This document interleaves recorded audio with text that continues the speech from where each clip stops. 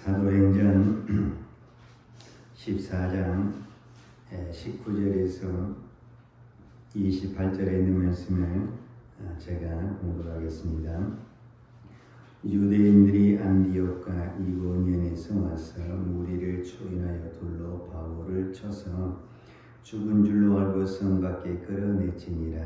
제자들이 둘러섰을 때 바울이 일어나 성에 들어갔다가 이튿날 바나바와 함께 더베로 가서 복음을 그 성에서 전하여 많은 사람을 제자로 삼고 루스드라와 이고니온과 안디옥으로 돌아가서 제자들의 마음을 굳게 하여 이 믿음에 거하라 권하고, 또 우리가 하나님의 나라에 들어가려면 많은 환난을 겪어야 할 것이라 하고, 각 교회에서 장로들을 택하여 금식 기도하며 저희를 그 믿음과 주께 부탁하고 비시디아 가운데로 지나가서 밤빌리아에 이르러 돌을 버가에서 전하고 아탈리아로 내려가서 거기서 배 타고 안디옥에 이르니, 이곳은 두 사도에 이룬 그 일을 위하여 전에 하나님의 은혜에 부탁하던 곳이라.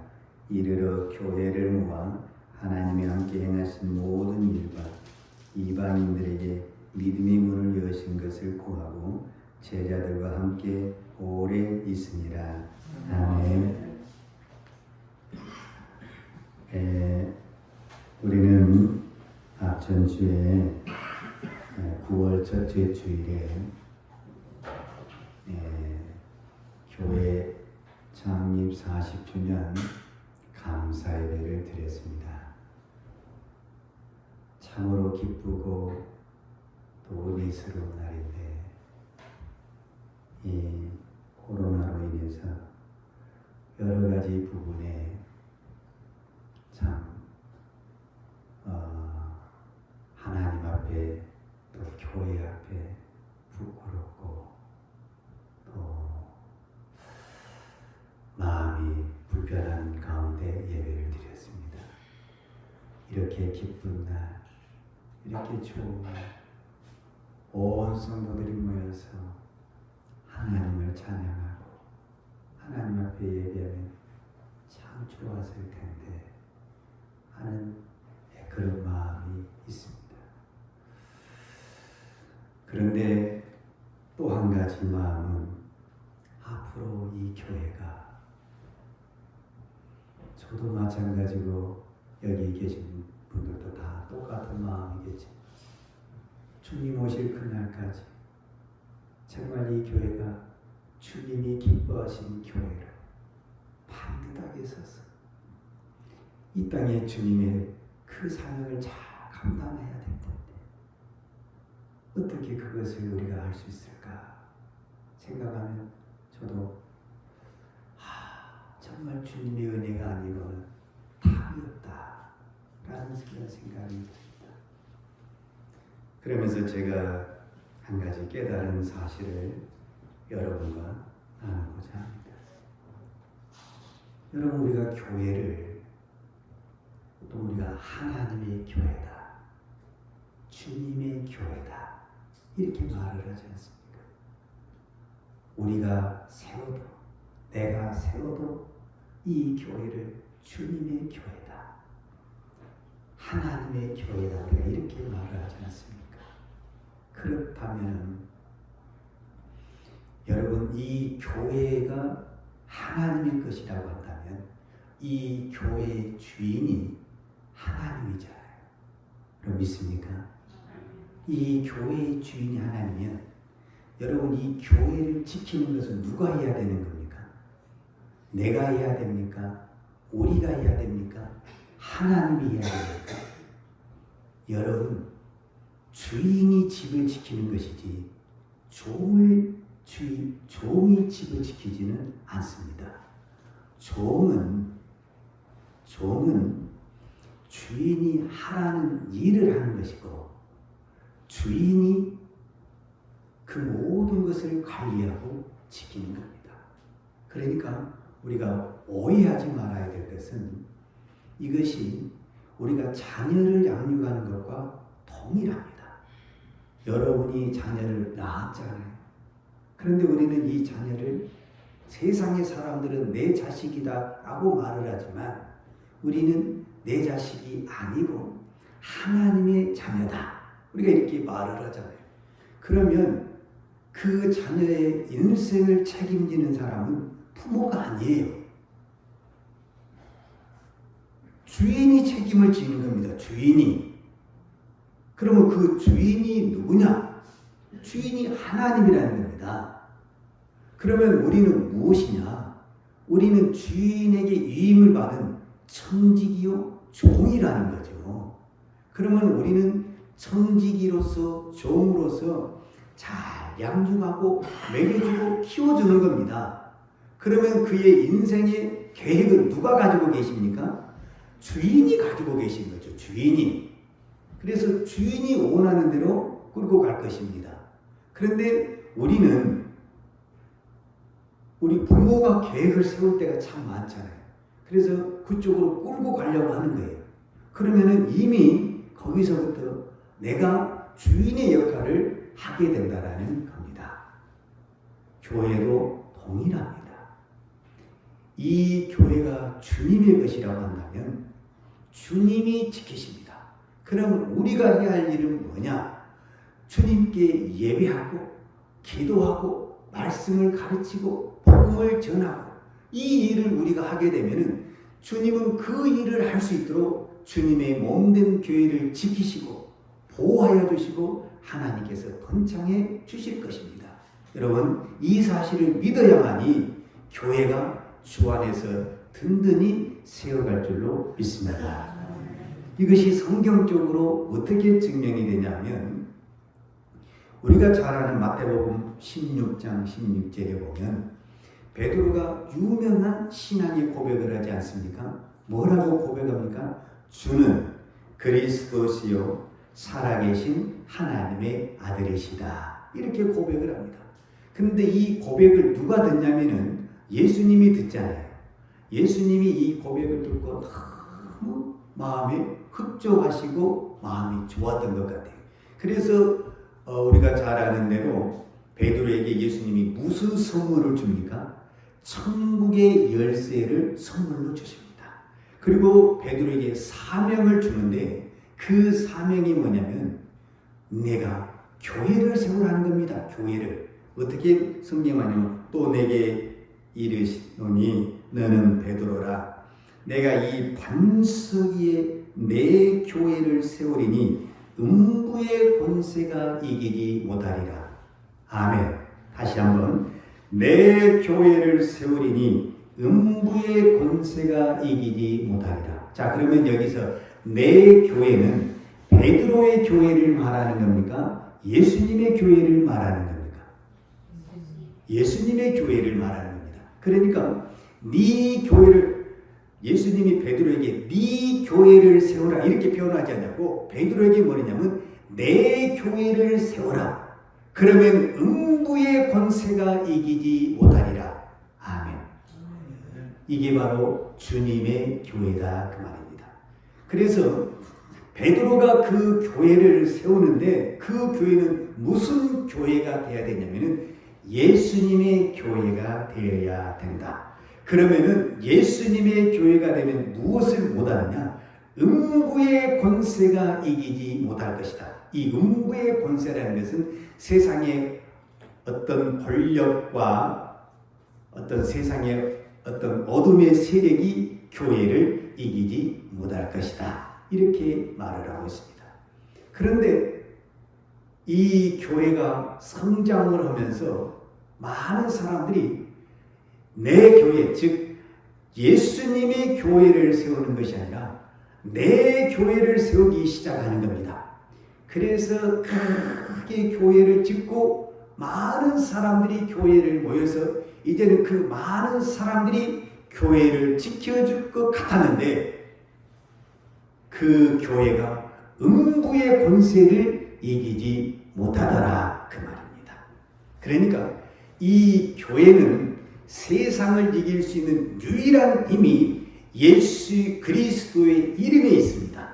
믿습니까? 그러니까 아무리 교회가 숫자가 많고 뭐 재정적으로 많은다 할지라도 그 그것으로 음부의 권세를 이기지 못한다 그 말입니다. 그렇기 때문에 우리는 수가 적고 많음의 문제가 아니라 이 교회를 예수님의 교회로 세워야만이 아무리 수가 적어도 음부의 권세, 세상의 어둠의 권세를 이겨낼 수 있는 힘이 나올 수 있다라고 말할 수 있습니다. 그래서 저 유럽에 있는 그 모든 교회들이 얼마나 웅장하고 얼마나 많은 사람들이 모였습니까? 그런데 그 교회가 예수님의 교회가 되지 않고 세상을 쫓아가는 교회, 내 교회를 세우다 보니까 하루아침에 무너지는 역사가 나타났다라고 말할 수 있습니다. 오늘 우리는 제가 안 가봤기 때문에 자신 있게 말할 수는 없지만 듣는 말에 의하면 북한의 교회가 있습니다. 여러분 믿습니까? 북한의 교회가 있습니다. 그런데 이 북한의 교회는 정상적인으로 우리가 말했을 때 세워질 수 없는 그런 교회입니다. 이 사회주의 국가에서 이 종교의 탄압으로 인해서 정상적으로 교회가 세워질 수가 없습니다. 그런데 그 사람들이 예수님의 교회를 세우니까 그 사회주의 그 권력을 가지고도 그 교회를 무너뜨리지 못하더라 그 말입니다. 그러니까 우리가 생각했을 때는 이해가 안 되잖아요. 어떻게 이 사회주의 국가에서 종교가 세워질 수 있고 더더구나 이 교회가 세워질 수 있는가? 믿는 사람들이 모여서 예배를 드리고 찬송하고 기도한다? 이거 있을 수 없는 상황이거든요. 그런데 주님이 교회를 지키니까 그 음부의 권세가, 세상의 권세가 건들지 못하더라. 할렐루야. 저는 이것이 복음의 능력이고 예수 그리스도의 능력이라고 믿습니다. 오늘 우리 교회는 바로 이런 교회를 앞으로 세워가야 된다라는 의미에서 제가 이 말씀을 드리는 겁니다. 세상적으로 화려하고 많은 사람들이 모인 교회, 그것이 저는 무조건 나쁘다 이렇게 말할 수는 없습니다. 우리는 그렇게 세워져야 가야 된다고 믿습니다. 그러나 그보다 더 중요한 것은 우리 교회가 예수의 이름으로 세워진 교회가 되어야 된다. 그래야만이 음부의 권세가 교회를 넘어뜨리지 못한다. 아무리 이 땅에 큰 교회가 있고 많은 사람들이 있다 할지라도 음부의 권세가 들이닥치면 교회 하루아침에 무너집니다. 여러분, 교회 지금 국가가 물론 이 코로나 때문에 뭐 그렇다고 말할지만 행정명령이라는 종이 한 장 갖고 그 수천 명 수만 명 되는 교회를 문을 닫아버렸습니다.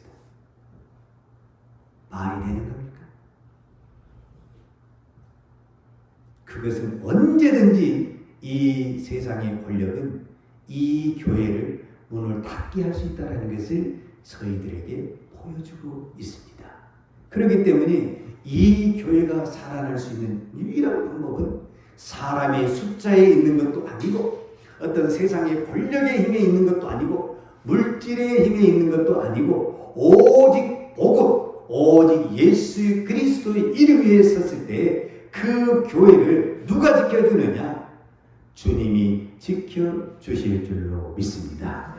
오늘 우리 교회는 사람이 몇 명이 모이든 간에 주님이 세우시고 주님이 지키는 그런 교회가 되기를 우리 모두는 기도해야 되고 그렇게 우리가 이 교회를 세워나가야 될 줄로 믿습니다. 여러분이 교회를 위해서 기도할 때마다 주님이 이 교회를 지키시고 우리는 저를 비롯해서 우리 모든 성도들은 하나의 청지기 사명을 가지고 날마다 모이면 기도하고 하나님께 예배하고 찬송하고 흩어지는 주의 복음을 전하는 주님의 몸된 교회가 되기를 축복합니다. 그렇게 되기를 저는 기도합니다.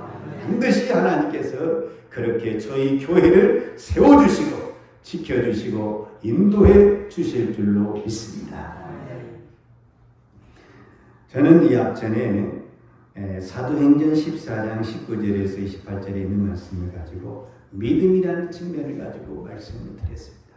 오늘 제가 이 말씀을 다시 보겠는데 오늘은 이 믿음과 고난의 관계를 살펴보도록 하겠습니다. 대부분의 사람들이 이 믿음에서 잘못 선정된 부분 중에 하나가 고난을 없애기 위해서 믿는 사람이 많다 그 말입니다. 왜 예수를 믿느냐? 병이 들었는데, 내 몸에 병이 들었는데 이 병을 낫기 위해서 나는 예수를 믿었다 그 말입니다. 나는 또 어떤 환경에서 너무너무 어려운 환경에 있었는데 그 환경을 극복하기 위해서 내가 예수를 믿었다 이렇게 말을 합니다. 물론 주님은 믿는 자에게 치료도 해주시고 또 어떤 환경도 회복을 시켜주는 그런 역사가 있습니다. 그런데 성경은 줄기차게 뭐라고 말을 하냐면 고난이 유익이다. 그리고 오늘 성경에서도 지금 이것 때문에 제가 이 말씀을 다시 본 건데 22절에 보면 사도 바울이 그 믿는 사람들에게 뭐라고 표현을 하냐면 제자들의 마음을 굳게 하여 이 믿음에 거하라 권하고 또 우리가 하나님의 나라에 들어가려면 많은 환난을 겪어야 할 것이라 이렇게 말합니다. 여러분 예수를 믿으면 다 잘되고 싶은 마음이 있다 그 말입니다. 그런데 바울은 지금 뭐라고 표현을 하냐면은 이 믿음을 지키려면은 많은 환난이 있다 이렇게 말을 하는 겁니다. 그러면 누가 예수를 믿겠냐 그 말이에요. 자 여러분 내가 지금 밖에 가서 전도를 해요. 그런데 그 전도하는 사람에게 예수를 믿으면 고난이 없어집니다. 예수를 믿으면 병이 치료됩니다. 그렇게 말을 해도 올까 말까 한다니까요. 그러잖아요. 그렇게 말을 해도 올까 말까 하는데 예수를 믿으면 고난이 있을 겁니다. 아니 누가 오겠어요? 예수를 지금 안 믿어도 이 고난, 지금 있는 고난도 내가 이 벅찬데 솔직히 여기다가 예수 믿어서 이 고난을 또 플러스를 시킨다고 하면은 누가 예수님을 믿으려고 하겠냐 그 말이죠. 자, 이런 환경 속에서 우리가 믿음의 이 고난을 어떻게 이해해야 될 것인가 라는 부분을 한번 성경을 통해서 살펴보도록 하겠습니다. 사도행전 오늘 우리가 14장 19절에서 28절에 있는 말씀은 어떤 부분에서는 사도 바울이 1차 선교 여행을 마치고 그 안디옥 교회에 파송했던 그 교회에 들어가서 우리로 말하자면 선교 보고를 하는 상황입니다.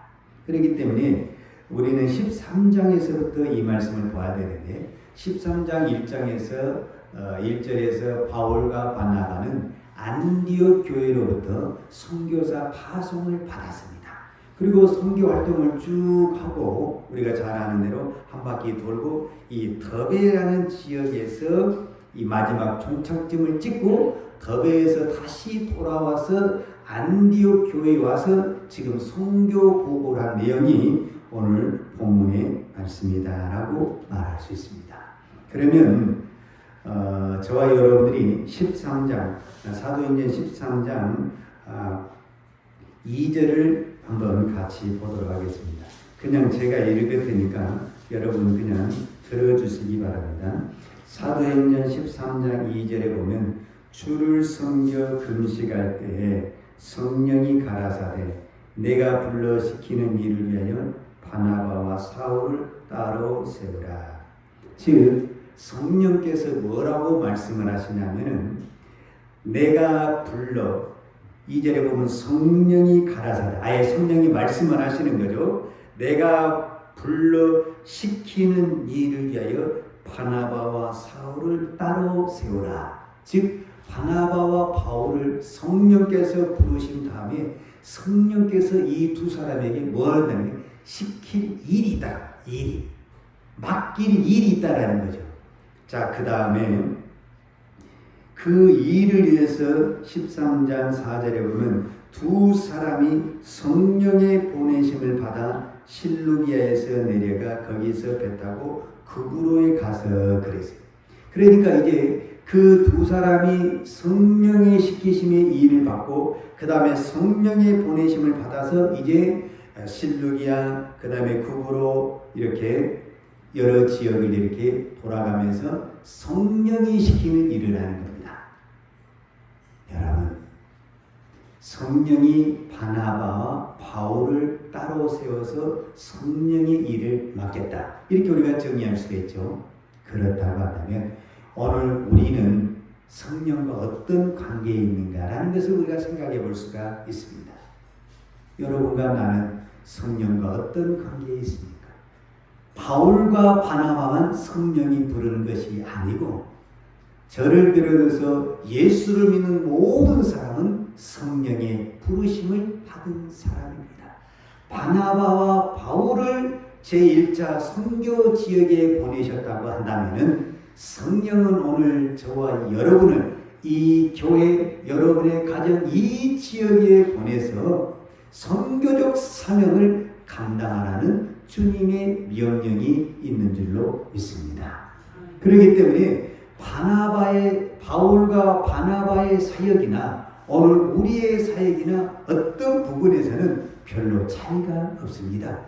그 만나는 사람과 지역 환경에 약간 차이가 있지만 성령의 궁극적인 목적은 바울과 바나바를 통해서 무엇을 증가하라는 겁니까?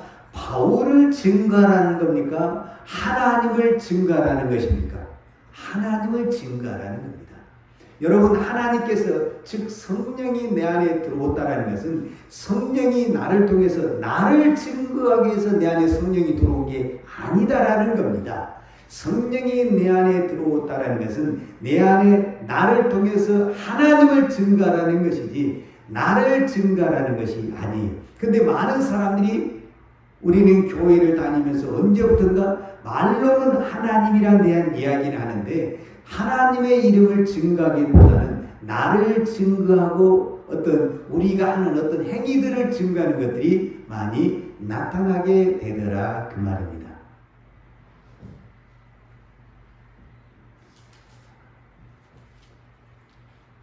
바울과 바나바에게 성령이 주신 사명이 있었다고 한다면 오늘 저와 여러분에게도 동일하게 저는 성령이 주신 사명이 있는 줄로 믿습니다. 그 사명은 간단합니다. 그게 뭐냐? 제가 약전에 말했죠. 주인을 바꾸는 것이다. 그 말은 오늘 다시 한번 표현하자면 지금부터 내 인생의 가치관을 바꾸는 것이다 라고 말할 수 있는데 그것은 곧 뭐냐면 성령이 내 안에 들어온 순간, 즉 바울과 바나바가 선교사로 파송된 그 순간은 이제 바울과 바나바의 인생은 없는 것입니다. 그럼 누구의 인생이 있냐면 성령이 인도하는 인생이 남아있는 겁니다. 그래서 바울은 선교 사역을 통해서 우리가 이제 앞으로 사도행전에 보겠지만 바울이 가고 싶어하는 선교 지역도 있고 바울이 가기 싫어한 선교 지역도 있었습니다. 그러나 이 모든 결정을 바울이 결정한 것이 아니고 성령이 결정하셨다는 것을 우리는 사도행전을 통해서 알 수가 있습니다. 그러니까 이 바울과 바나바는 성령의 보내심을 받아서 그때부터는 내가 가고 싶은 대로 가는 것이 아니라 성령이 인도하는 대로 갔다라는 겁니다. 그래서 가기 싫은 지역에도 가야 했었고 만나기 싫은 사람도 만나야 했었고 또 하기 싫은 일도 해야만 했던 것이 바울과 바나바의 사역이었다라고 말할 수 있습니다. 그것을 증명할 수 있는 내용이 무엇이냐 하면 제가 이제 다음 주에 이 본문을 다시 한번 볼 텐데 바울이 더베라는 지역에서 1차 선교 여행에 종점을 찍습니다. 그리고 다시 이제 어디로 돌아오게 되냐면 맨 처음에 자기를 파송했던 안디옥 교회로 돌아오게 되는 겁니다. 다음 주에 다시 설명하겠는데 이 돌아온 길이 두 가지 길이 있어요. 하나는 육지로 해서 바로 오는 길이 있고 두 번째는 왔던 길을 그대로 되돌아올 수 있는 길이 있어요. 근데 처음에 갔던 그 길을 되돌아오려면 훨씬 더 시간도 많이 걸리고 거리가 더 멀어요.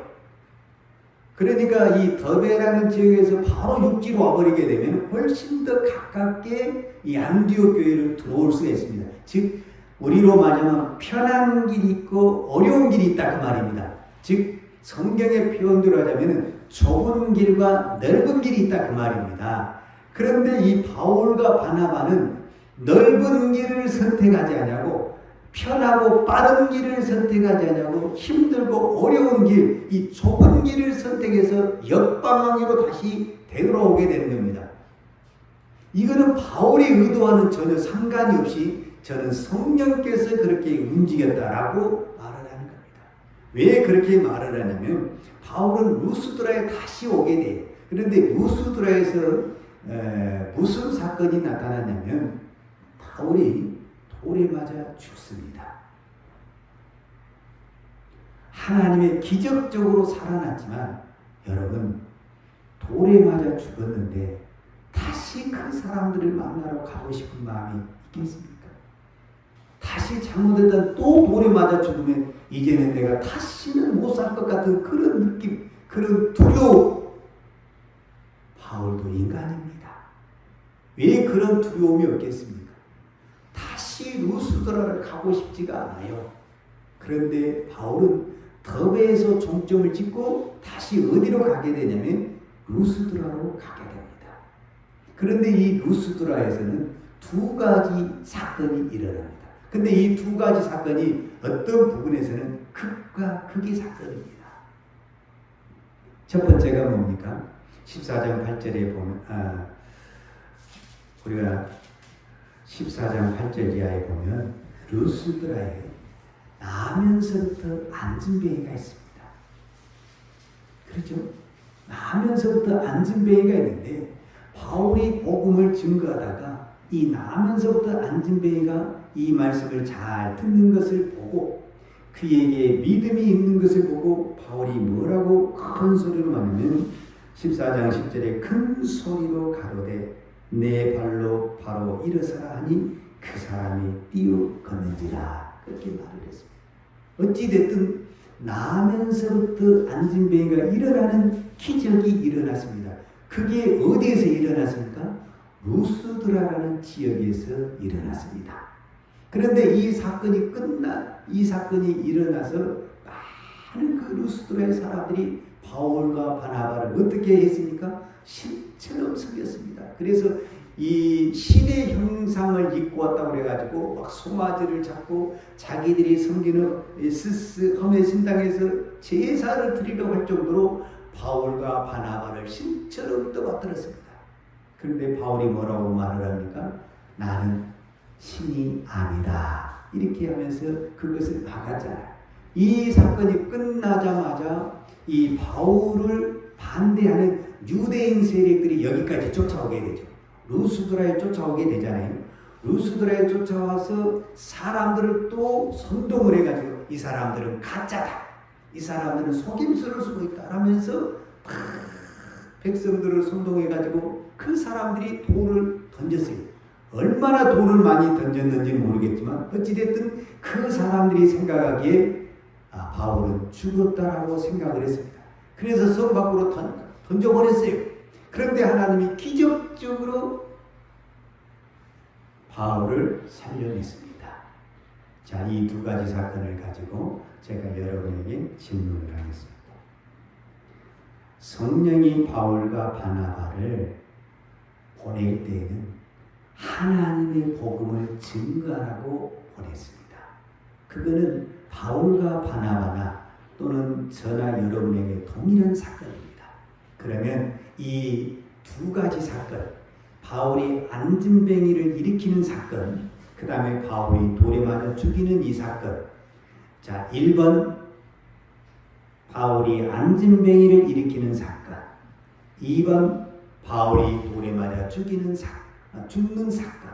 이 1번과 2번의 사건을 통해서 여러분이 성경을 보시기에 1번이 하나님의 복음을 증거해서 많은 사람이 하나님 앞으로 돌아오게 하는 것 같습니까? 아니면 2번이 하나님의 복음을 증거해서 많은 사람이 하나님 앞에 돌아오게 하는 것 같습니까?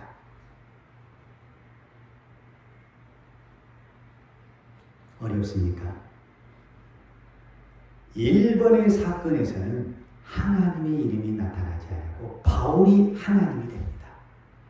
무서운 사건입니다. 이거는 우리는 기적이 일어나면은 많은 사람들이 하나님 앞에 돌아올 줄로 알았는데 오히려 바울이 하나님이 되는 사건이 나타나고 말았습니다.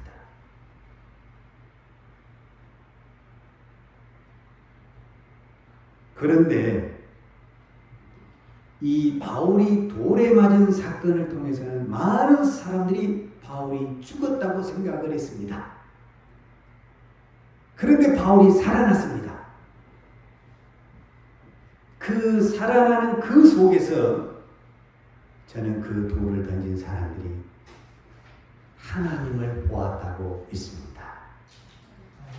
루스드라에는 여러분이 오늘 성경에 보는 것처럼 스스라든지 험해라든지 이런 신전이 있고 신당이 있습니다.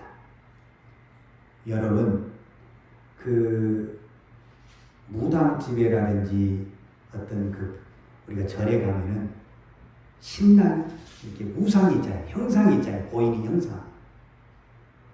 즉 그들은 신을 보았다고 말해요. 신을 보이는 신을 믿는다고 말해요. 루스드라에 있는 사람들은 보이는 신을 믿는 겁니다. 보이는 신을.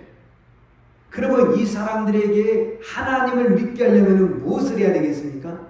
하나님을 보이는 신으로 보여줘야 되는 겁니다. 그런데 바울이 안진뱅이를 일으켰을 때 많은 사람들이 그 안진뱅이 일으키는 사건을 보고 하나님을 보는 것이 아니라 바울을 하나님으로 봐버리는 겁니다. 그런데 바울이 돌에 맞아 죽어갔을 때 저는 바울은 이 돌에 맞을 때 스데반을 생각했다고 저는 생각을 해요. 성경에 안 나와 있지만 그때 바울은 자기가 스데반을 향해서 돌을 던질 때 스데반의 얼굴 속에서 하나님을 보았습니다. 지금 이게 이제 상황이 반대가 돼서 지금 바울이 돌에 맞고 있는 겁니다. 그런데 이 바울이 돌에 맞으면서 바울이 누구를 생각하냐면은 스데반을 생각하면서 내 얼굴에서 하나님이 비춰지기를 원하고 계시는 겁니다. 그렇기 때문에 그 돌을 던지는 사람들에게 저주를 한다든지 보복을 한다든지 어떤 짜증을 내지 않냐고 다시 와서 그 사람들에게 복음을 전하는 겁니다. 이것이 하나님의 살아계심을 보여주는 것입니다. 할렐루야. 우리는 기적을 통해서 많은 사람들이 하나님을 보여주려고 합니다. 오늘 성경에 보는 것처럼 아주 위험하다고 합니다. 기적을 통해서 하나님이 나타나는 것이 아니라 누가 나타나냐면 그 기적을 행하는 사람이 나타나더라 그 말입니다. 그러나 바울이 돌에 맞아 죽어갈 때에는 하나님이 죽은 것 같은 그런 상황이지만은 그 돌에 맞아 죽어가는 그 상황 속에서 하나님의 모습이 나타나더라 그 말입니다. 그렇기 때문에 성경이 줄기차게 말하는 것은 여러분 똑같습니다. 여러분이 언제 하나님을 봅니까? 내가 일이 형통이 잘 되고 뭔 일이 편안할 때 하나님을 봅니까? 그렇지 않습니다. 내가 하나님을 언제 만나냐면은 바울이 이 돌에 맞아가면서 주님이 내 얼굴을, 내 생각을, 내 마음을 지키는 것을 바라보게 되는 겁니다. 그때 주님을 만나는 겁니다. 왜 고난이 유익이냐면 고난 자체가 유익이라는 것이 아니라 그 고난 속에서 우리는 무엇을 만나게 되냐면 살아계신 하나님, 두 눈 부릅뜨고 나를 지키시고 보호하시는 하나님을 바라보게 된다라는 것입니다. 할렐루야. 여러분, 지금 우리는 이 어려운 환경에 있습니다. 우리는 이 환경 속에서 하나님의 살아계심을 보아야 될 줄로 믿습니다. 하나님이 이 고난을 주셨다고 한다면 이 고난 속에서 반드시 하나님은 하나님을 보여주실 것입니다. 누구에게? 하나님을 믿는 자에게 보여주실 것입니다. 그 믿음이라는 것이 무엇이냐? 고난을 피하지 아니하는 사람, 고난이 있어도 그 고난을 믿음으로 가는 사람에게 주님은 그 믿는 그 사람에게 내가 이렇게 너를 지키고 있고 보호하고 있다는 것을 저는 보여주실 줄로 믿습니다. 그렇기 때문에 사도 바울은 어떤 부분에서는 다시 가고 싶지 않은 그 루스드라라는 그 지역이었지만 그 지역에 다시 왔다라는 그 자체가 하나님의 살아계심을 보여주는 하나님의 역사가 되는 줄로 믿습니다. 여러분, 우리가 이 어려운 환경에서 내가 믿음을 지키고 있는 그 자체가 하나님을 보여주는 사건이 될 줄로 믿습니다. 예배 드릴 수 없는 환경에서 예배 드리는 그 자체가 하나님의 살아계심을 저는 보여주는 증거가 될 줄로 믿습니다. 기도할 수 없는 상황에서 우리가 기도할 수 있다는 그 자체가 하나님의 살아계심을 보여주는 증거가 될 줄로 믿습니다. 우리가 입술로 꼭 증거해야만이 하나님이 증거되는 것은 아닙니다. 저 사람이 저렇게 힘든 길을 가는데 그 속에서 감사가 나오고 그 얼굴이 천사의 얼굴을 하고 있다고 한다면 그야말로 그것이 하나님의 살아계심을 증명하는 것이 되는 줄로 믿습니다. 오늘 이 세상은 다들 힘들어하고 있고 다들 고통 속에 있습니다. 그러나 우리는 하나님을 믿습니다. 하나님을 믿는 저와 여러분은 이 어려움 속에서도 하나님은 살아계시다는 확실한 믿음을 가지고 할렐루야 감사하며 찬송하며 나아갈 때 그 자체가 하나님의 살아계심을 증가하는 하나님의 역사가 될 줄로 믿습니다. 사도 바울이 더베에서 종점을 짓고 되돌아오면서 큰 일을 한 것이 기록된 것이 없습니다. 그런데 다시 왔다는 그 자체만으로도 하나님의 살아계심이 증명되고 다시 온 그 바울의 모습을 보고 살아계신 하나님을 루스드라 사람들은 바라본 줄로 믿습니다. 오늘 여러분, 오늘 이 예배를 드리고 또 한 주간 여러분의 삶 속에서 생활할 때 우리는 무슨 환경이 우리에게 일어날 줄 누구도 장담할 수 없습니다. 그러나 그 속에 하나님의 계심을 믿고 감사하시기를 바랍니다. 기도하시기를 바랍니다. 찬송하시기를 바랍니다. 어떤 환경 속에서도 낙심하지 말고 하나님이 지키시고 있고 믿음으로 사는 자는 하나님이 지키신다는 이 확실한 믿음을 가지고 그 속에서 예배하고 그 속에서 말씀을 묵상하고 그 속에서 기도할 때 주님은 반드시 그 기도를 들으시고 응답해 주시고 축복해 주실 줄로 믿습니다. 기도하십시다. 사랑과 은혜가 풍성하신 아버지 하나님 감사합니다. 나 같은 죄인을 하나님께서 하나님의 자녀로 부르시고 바울과 바나바에게 성령을 부어주신 것처럼 오늘 저희들에게도 그 동일한 성령을 부어주신 것을 감사합니다. 하나님, 우리가 이 성령을 받아서 이 땅에 우리가 어느 곳에서 생활하든지 간에 그곳에서 하나님의 살아계심을 증가할 수 있는 믿음의 사람들이 되게 하여 주옵소서. 오늘도 저희들의 예배와 또 저희들의 기도와 저희들의 찬양을 받으신 줄 믿습니다. 오늘도 주님이 주신 이 말씀을 가지고 이제 우리가 한 주간 동안 우리의 삶 속에서 우리의 가정 속에서 생활할 때 하나님께서 그 모든 삶 속에 함께하여 주셔서 우리의 믿음이 넘어지지 않게 붙잡아 주옵소서. 우리의 믿음이 시험되지 않도록 붙들어 주옵소서. 어떤 환경 속에서도 하나님이 지키시고 믿는 자를 보호하신다는 이 믿음을 가지고 끝까지 믿음으로 승리하는 주의 성도들 되게 하여 주옵소서. 오늘도 흩어진 우리 모든 성도들을 위해서 기도합니다. 각 가정에서 하나님 앞에 예배하고 기도할 때 하나님께서 그곳에서 주님이 찾아가셔서 그들의 기도를 들으시고 그들의 믿음을 붙잡아 주셔서 그들의 눈을 떠서 하나님을 바라볼 수 있는 은총을 베풀어 주옵소서. 그래서 우리가 어느 곳에 있든지 주님을 바라보고 주님 앞에 더 가까이 가는 믿음의 성도들 되게 하여 주옵소서. 우리의 생명이 다할 때까지 주님이 맡겨진 사명을 충성스럽게 감당하여 주님이 오실 때 잘했다 칭찬받는 주의 거룩한 성도들 되게 하여 주옵소서. 하나님, 오늘 또 믿음으로 하나님의 앞에 귀한 예물을 드린 손길들을 축복해 주시고 그들의 가정과 기업에 하나님이 복을 주셔서 이 땅에 우리의 맡겨진 사명을 충성스럽게 감당하는 주의 성도들 되게 하여 주옵소서. 예수님의 이름으로 축복하며 기도하였습니다. 아멘. 지금은 교회의 머리 되신 우리 주 예수 그리스도의 은혜와 독생자를 보내주신 아버지 하나님의 그 크신 사랑과 성령님의 풍성한 은혜가 오늘도 오직 믿음으로 그리스도의 십자가를 향하여 달려가며 오직 주님만을 증거하기를 원하는 사랑하는 주의 백성들 머리머리 이와 이 나라 이 민족과 한국 교회 위에 사랑하는 주의 자녀들 머리머리 이에 이제로부터 영원토록 함께 있을지어다. 아멘.